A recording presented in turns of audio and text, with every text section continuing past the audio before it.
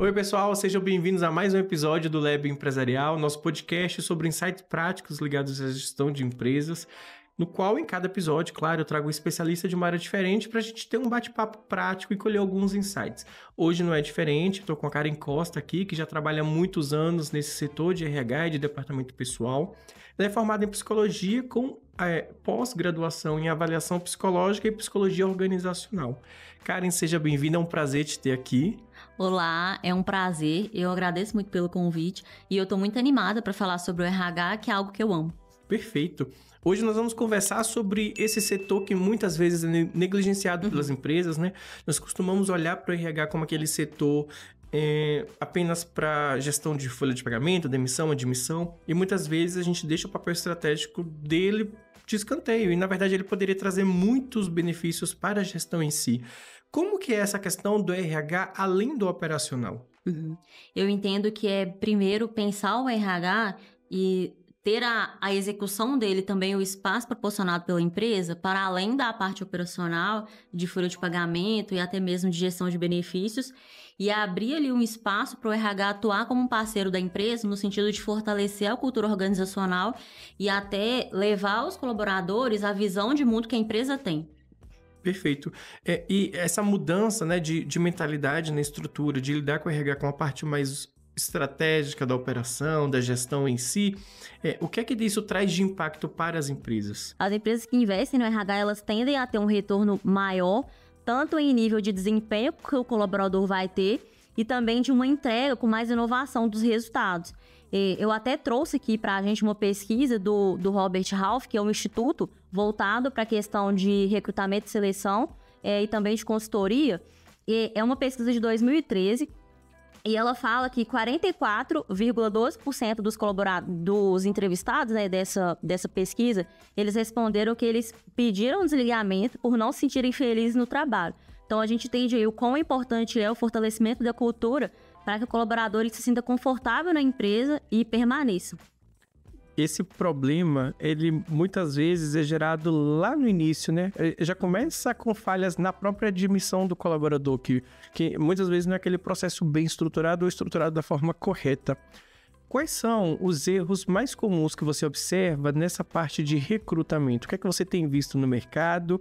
O que é que você acha que as empresas mais pecam nessa hora de recrutar e de atrair talentos?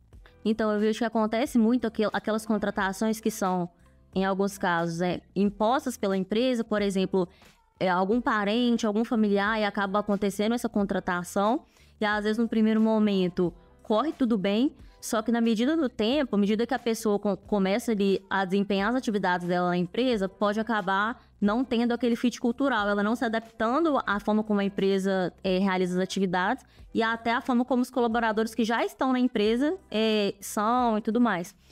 Tem também um ponto ali dos critérios que são estabelecidos na vaga. Então, ali no momento da requisição de pessoal, às vezes tem critérios além do que é necessário, né, para aquela vaga ou a quem.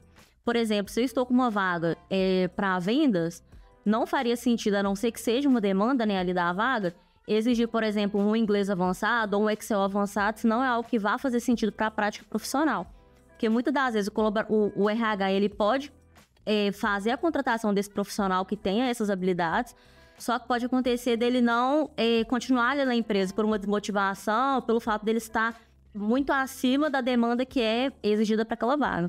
E a gente tem muito problema da pessoa que muitas vezes não preenche todos os atributos necessários, mas também tem esse problema dele preencher demais e isso gerar uma desmotivação. Sim. E você tem alguma dica prática em relação a essa questão do recrutamento? Quais medidas implementar para ter um recrutamento mais eficaz? Sim, é muito importante ter bem descrito ali as atividades, né, do cargo, o que vai ser necessário para aquele cargo. E ali no processo do recrutamento é importante utilizar, por exemplo, outras ferramentas como testes psicológicos, testes práticos, ou algum teste de habilidade em Excel, se for uma demanda da vaga, ou até mesmo prova de conhecimento acerca da vaga ali que a pessoa está pleiteando. E em relação a tendências de mercado, né? Quando a gente observa recrutamento no mercado como um todo, quais são as tendências que estão acontecendo e que as empresas devem se atentar para implementar? Eu vejo muito ali na minha prática e também no contato com colegas o uso da inteligência artificial, principalmente quando a gente pensa no recrutamento de um grande volume, né, de Interessante. de grande volume, então acaba auxiliando nesse processo para ser mais assertivo e também para otimizar o tempo gasto pelo RH e também o fortalecimento da marca. Então, é auxiliar a empresa, fortalecer a marca dela perante ali, a sociedade para que bons candidatos se interessem pela vaga.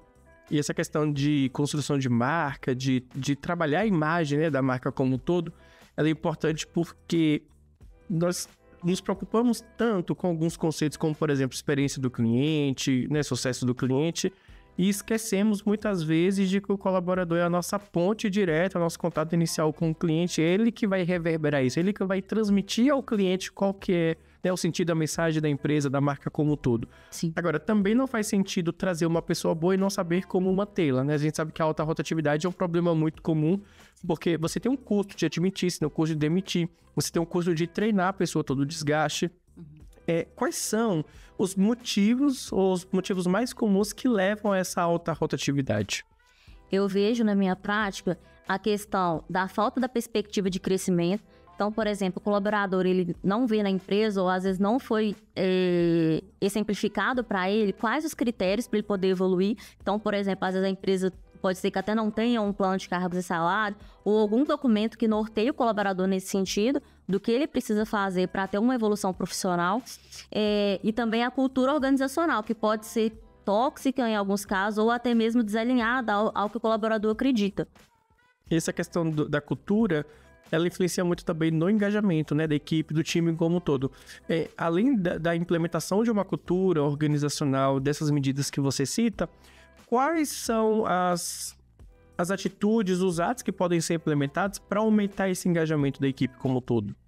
Por exemplo, a criação do PDI, que é o Plano de Desenvolvimento Individual do Colaborador, de modo que vai estar traçado para ele quais as ações, o que ele precisa fazer para se desenvolver, para ter um desempenho maior na empresa, que vai acabar culminando na promoção, e também a implementação de políticas de reconhecimento e valorização, por exemplo, a gamificação, ou até mesmo o estabelecimento de metas, só que com premiação. Que premiação, desde que faça nesse sentido para o colaborador, Sim. Que vai fazer com que ele se engaje na meta e tenha ali a recompensa da premiação. E além dessa questão da rotatividade, da pessoa não ficar por questões internas, tem muito problema em relação à própria concorrência em si. De pessoas que você treina, você tenta cultivar o crescimento da pessoa ali dentro, mas ela acaba sendo fisgada pela concorrência, digamos assim, né? Essa perda para a concorrência também é um problema comum que eu observo. O que é que pode ser feito para auxiliar as empresas nesse sentido, de evitar essa perda dos colaboradores para a concorrência? De acordo com a minha prática, eu entendo que é muito importante olhar primeiro para a política de cargos e salários que a empresa tem. Então, se o que a empresa está oferecendo está de acordo com o que outras empresas do mesmo porte e ramo têm oferecido, né, e praticado no mercado.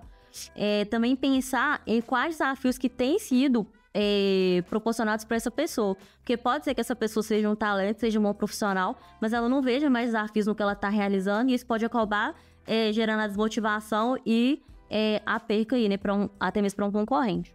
Você mencionou a questão da cultura organizacional. Eu acho que um ponto interessante para a gente trazer para as pessoas que estão nos ouvindo e ainda não têm uma implementação muito efetiva dessa questão de cultura, às vezes está iniciando nessa temática. Existem ferramentas que ele consiga medir esse clima organizacional, que ele consiga extrair dados para entender melhor como que está a situação da empresa hoje?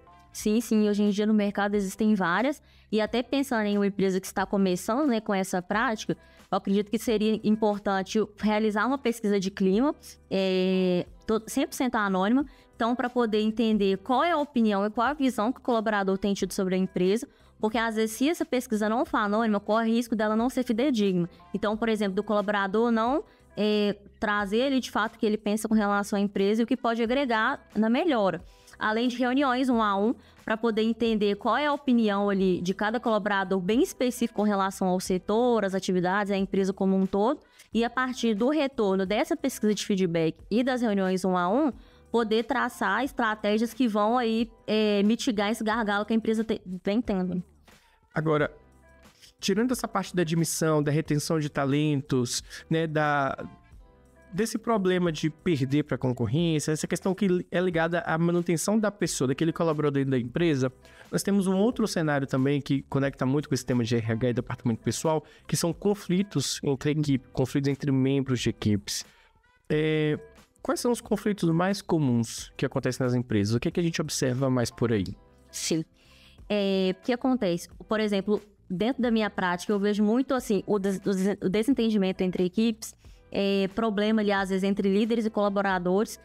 Eu até tenho um exemplo de uma empresa na qual eu já trabalhei, e essa empresa ela tinha um setor que era muito focado na área de vendas, que era um setor muito importante, e era venda ali para pessoa física. E a empresa ela construiu ao longo do tempo uma cultura de muita competição entre as colaboradoras e tudo mais, até em termos de investimento, e isso acabou culminando, às vezes, na colaboradora pegar o cliente que a outra já estava prospectando, já estava muito próximo de fechar. Né? Isso. E isso causou uma situação muito complicada. E aí o RH foi chamado à mesa, só que a situação já estava mais avançada, assim, né? Mais deteriorada. Isso. E aí culminou na perca, né? Dessa empresa que eu estava, a gente perdeu uma colaboradora que era uma das melhores vendedoras, justamente por conta dessa cultura desalinhada e desse conflito ali de equipe. E também essa questão tanto da cultura como da gestão dos colaboradores, está ligado, de certa forma, a conflitos, que é a formação de líderes, né? Nós sabemos que os líderes são grandes aliados do RH, do departamento pessoal, porque são pessoas que muitas vezes são esse elo, essa ponte com o quadro geral de colaboradores. Eu queria te perguntar o seguinte: como que as empresas se preparam para formar bons líderes? Profissionais de alto desempenho que vão trazer esse resultado significativo.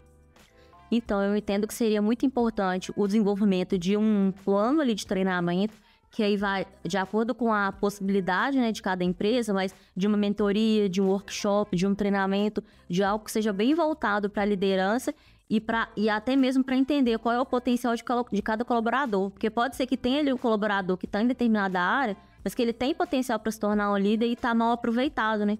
Perfeito. Para a gente fechar, vamos trazer as tendências. O que é que vai acontecer de mudança, de implementação no RH no geral? O que é que os empresários podem ficar atentos como tendência de mercado nessa área? Então, de acordo com as conversas que eu tenho tido com outros colegas da área e até pesquisas que eu tenho visto, tem se tornado muito forte, principalmente depois da pandemia, esses novos formatos de trabalho, que vão desde aí o trabalho remoto, ou às vezes não é possível para a empresa, o híbrido, que tem como mesclar ali, né, alguns dias remoto e outros presencial, além de um foco muito grande na experiência do colaborador, que é desde o momento que o colaborador entra na empresa, proporcionar a melhor experiência possível para que ele tenha uma boa impressão da empresa, para que ele repasse isso para outras pessoas, familiares, amigos e até outras marcas, né, acabam vendo aquela visão positiva do colaborador. E também a importância da diversidade nas empresas. Porque acaba que, se você tem uma equipe diversa, você consegue opiniões diferentes para o mesmo problema. Isso acaba auxiliando ali até no crescimento da empresa, tudo mais. Muita gente não pensa nisso, né? Pensa que é uma equipe muito homogênea para não ter problema, mas você não tem um problema, mas não tem solução, não tem ideias criativas, você não tem oxigenação das ideias, isso você mata a criatividade, enfim, capacidade de colaboração, isso é muito verdade. Eu queria te agradecer pela sua participação, tenho certeza que o pessoal colheu muitos insights práticos, principalmente para quem está buscando aprimorar ou implementar um setor de RH. Nós sabemos que as empresas, principalmente no início, talvez não tenham uma demanda imediata, mas também porque eles não olham com a prioridade que deveriam olhar para esse setor. Porque se tivesse um setor como esse acompanhando desde o início, é muito mais fácil você criar e implementar uma cultura organizacional do que você ter uma cultura péssima já implementada e ter que voltar atrás e colher os frutos, né, desse desarranjo de uma certa forma. Então eu acho que foi bastante útil. Queria te agradecer pela sua participação e deixar de portas abertas para quando você quiser voltar e conversar com a gente. Eu que agradeço e eu me coloco à disposição aí caso o pessoal tenha dúvida. Perfeito, obrigado. Até o próximo episódio, pessoal.